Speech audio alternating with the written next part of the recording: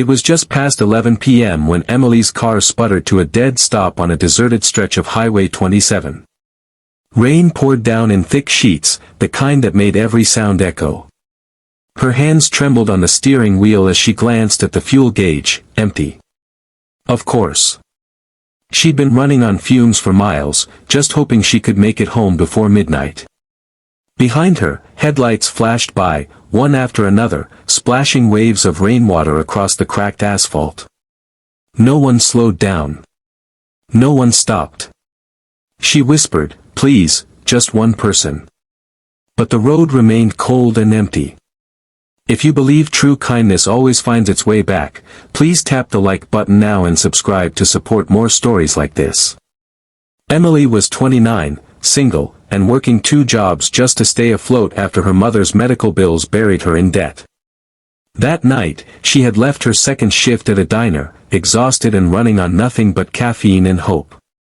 Her phone battery blinked at 1%. No service. She sat there in silence, hugging her arms, trying to fight the feeling that she had simply run out of luck. The storm grew louder. A truck roared past, blinding her for a second, and then she saw it. A faint red glow in her rearview mirror. The taillights of a pickup truck pulling over behind her. For a moment, fear mixed with relief. She watched as a tall man in a soaked mechanic's jacket stepped out, holding a flashlight. He knocked gently on her window. "You okay, miss?" His voice was steady, calm, almost reassuring. Emily rolled the window down an inch. "Ran out of gas. I don't have anyone to call." He nodded. "Name's Mark. I've got a repair shop about 10 miles back. Let's get you out of the rain." She hesitated. Every instinct told her to be careful, but something in his tone felt safe. He handed her an old thermos. "Hot coffee," he said. "I was just on my way home." She accepted it, the steam fogging up the window. The coffee tasted strong and comforting, almost like a memory from better days.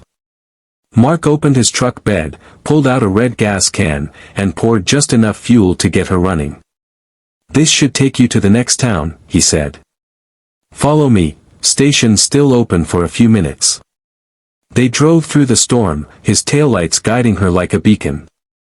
When they reached the station, Emily reached for her purse, but realized her wallet was gone. Panic hit. "Oh no," she muttered. "I must have left it at work." Mark waved it off. "Don't worry about it." He filled her tank, paid in cash, and only said, "You'll get through this. Just keep driving." Tears blurred her eyes. "You don't even know me. Why would you help?" He smiled faintly. "Because someone once stopped for me when no one else would." Then he climbed back into his truck and drove away before she could even say thank you. 2 weeks passed. Emily couldn't stop thinking about him. Every time she clocked out at the diner and looked at the dark highway, she wondered if Mark was out there, helping someone else. Then one afternoon, while delivering food to a small repair shop on the edge of town, she froze. The sign read, "Mark's Auto and Tire." She stepped inside, heart pounding. Mark was under a car, grease on his hands, the same calm look in his eyes when he stood up and saw her. "Hey," he said. "Car running okay?"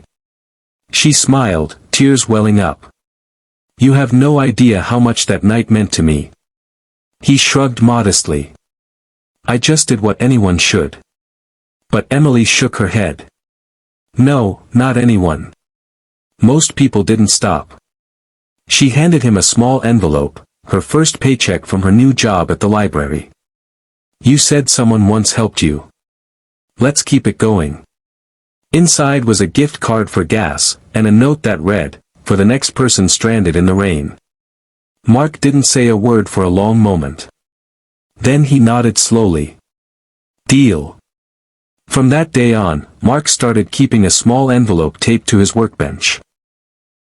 Labeled the Kindness Fund. Whenever someone came in with a broken-down car they couldn't afford to fix, he'd open the envelope, smile, and say, "Someone already paid for this." Months later, Emily drove by the same stretch of Highway 27. It was quiet again, same rain, same road, but this time, when she saw a car pulled over with hazard lights blinking, she didn't hesitate. She stopped. She rolled down her window and said the same words that changed her life, "You okay? Need some help?" Because kindness, she realized, doesn't end, it travels. One person, one act, one night at a time. We'd love to hear your story. What is the most memorable act of unexpected kindness you have witnessed or received? Share it in the comments below.